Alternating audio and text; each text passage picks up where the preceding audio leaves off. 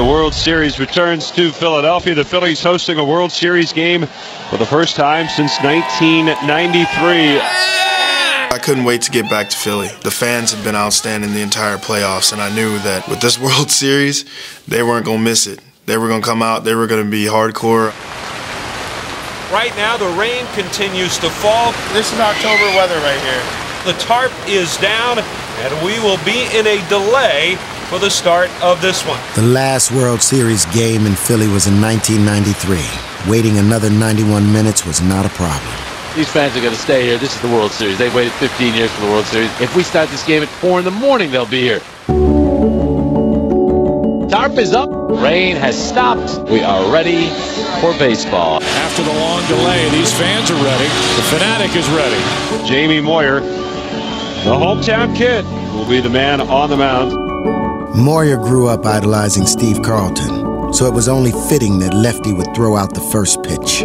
There's a special feeling that goes with that, especially with Steve being my idol as a kid.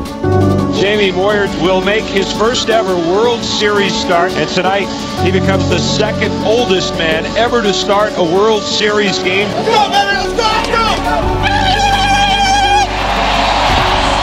From the intros, it was just a great feeling because you can feel the electricity in the crowd just go through you. Moyer into the windup in his first pitch with the flashbulbs popping. It's a strike over the outside corner. The time was 10:06, the latest start in series history. Close to bedtime for some 45-year-olds. But Moyer would own the night. Swing and a miss. He struck him out. A scoreless top of the first for Jamie Moyer.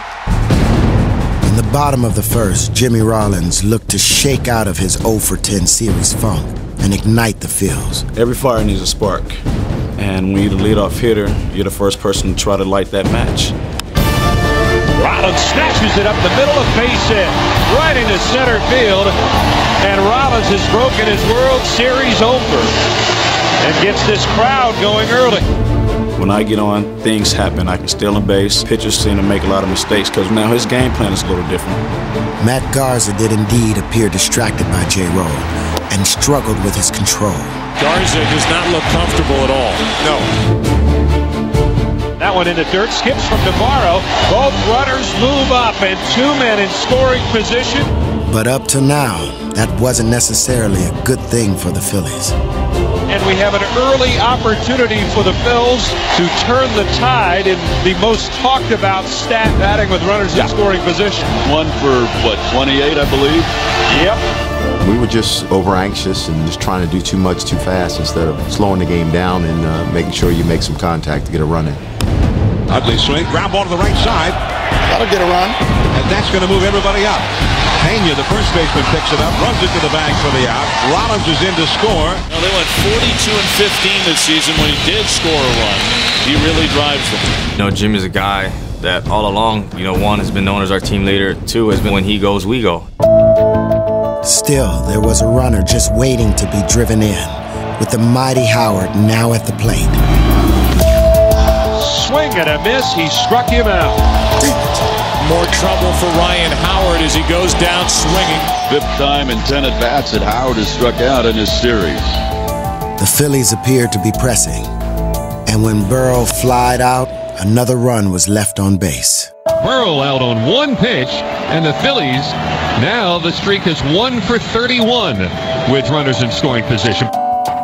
Another missed opportunity was countered by a lead-off double by Carl Crawford, who then stole third. One base at a time. The next one was home.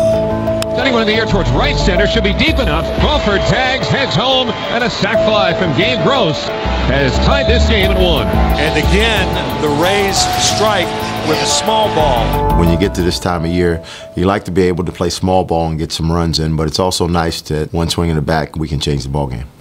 That honor would go to a red-hot Ruiz, for Chooch was in the midst of a glorious postseason renaissance. Carlos Ruiz had 2 walks and 2 doubles in Game 2. Carlos's swing started getting a little quicker. His balance at the plate was better, and he started getting some hits for us. Swing and a drive. Hit deep. Left field. Crawford back. Out of room. It is gone. Palito! Se fue, se fue, se fue, se fue, se fue. Phillies back in front here in the bottom of the second. The Phils lead it 2-1. I hit it very good, and that was a great moment for me. So too was Jamie looking for a bit of redemption on the mound. Moyer trying to erase an 0-2 start to this postseason. He's given up 8 runs on 10 hits in 5 1/3. People are getting a little down on Jamie because he didn't pitch very well in the first 2 playoff series, and I think getting to the World Series probably means more to Jamie Moyer than anybody will ever know. 22 years, dog. This is his first World Series. And Jamie was rising to the occasion, using 22 years of guile and pinpoint control to hold the Rays at bay. If he keeps getting those pitches on either side of the plate, it's going to be a successful night for Jamie Moyer. The Rays have an awesome lineup, but he was able to make them chase some pitches. And he gets Iwamura for his 4th strikeout of the night. For me, it's about balance, and it's about, trying to keep a team off balance. With a 2-1 lead, Moyer managed to still keep the dangerous 3-4 tandem of Pena and Longoria hitless, but just barely. Longoria with a high fly ball, a towering drive. Deep left field. This one carries, but it's going to be caught right there on the warning track by Pat Burrell. But the Phillies had the most potent 3-4 duo in the majors in 2008. And in the 6th, they showed it. I was leading off the inning. I got into a 2-1 count, and Garza threw a fastball in down a little bit, and I was able to get the barrel of the bat to it. Swing and a long drive. Watch this, baby. Way out of here. Tremendous home run. Chase Utley. Next up, Howard, who hit 48 home runs during the regular season, but not one in the postseason. With Ryan, however, all it takes is one swing. Get into the playoffs, and I knew that teams were going to pitch me tough and not give me a whole lot to hit. Swing is in it. You see it? We have not seen good swings at all from Ryan Howard. The thing that I've noticed watching Ryan is when he's struggling, right around the corner is going to be a hot streak. Give it to him. Swing a long drive. This ball is out of here. Ryan Howard has gone back-to-back with Chase Utley, and the Phillies now lead it 4-1. Ryan was back in his September swing. I just got to get that back, get that consistency back. That's what you need right there. Here you go. Game 3, just pulled it together and got my rhythm back. With just the 14th back-to-back home runs in series history, the Phils appeared in command. Jamie Moyer goes back to work in the 7th inning for the Phillies. Phillies on top 4-1. Kyle Crawford leads it off for the Rays. But the Rays battled back once again using small ball, helped this time by a most questionable call. And Crawford tries to bunt his way on. Good bunt. Get him, Moyer. Push. Flip. Moyer flips. Safe. And a good start to the 7th inning for Tampa Bay. Good try, baby. Good boy. You have that? No, I mean, off the bat, it was tough. A bang-bang play at first that goes the Rays' way. Moyer did everything that he could with a glove flip to first. And he's out. Glove hand flip to Howard with his bare hand. He's out by a lot. The Rays would not get another hit all inning, but still managed to score 2 runs, cutting the Phillies' lead to 1. So the Rays take advantage of a break, too, because think about this. These 2 runs might not be on the board were it not for the missed call at first base. In the 8th, B.J. Upton staged a one-man show, with the Phillies bullpen now in the game. Chopper. Rollins will be tested. Tough play. Did not get him, and it's a base hit for B.J. Upton. And the potential tying run is on here. How you like your shoes? Like them, man. They're light. Light enough to carry the fleet feet of Upton. Gone! There goes Upton, the pitch taken for a ball. And not even a throw made by Carlos Ruiz. And they have the tying run down there. A guy like BJ, he's being more aggressive than anyone on the field, and it's kind of the example he set. He's really a spark plug. Upton leads at second. He breaks for third. The pitch in the dirt, a ball. Throw to third, and the dirt gets away. Upton's going to turn to third. He's going to come in and score, and we're tied at 4. B.J. Upton has created a run out of almost nothing at all. And so Game 3 moved into the bottom of the ninth, still tied. Now, it was time for the Phillies to play some base-to-base of their own. Blocks him, and Bruntlett aboard to start the bottom of the ninth as the winning run is on. Get to first base, and Shane's up there. He's looking to bunt. Way inside, knocks Victorino down. Go for second, and the throw goes into center. Bruntlett up and running to third. There's no throw there.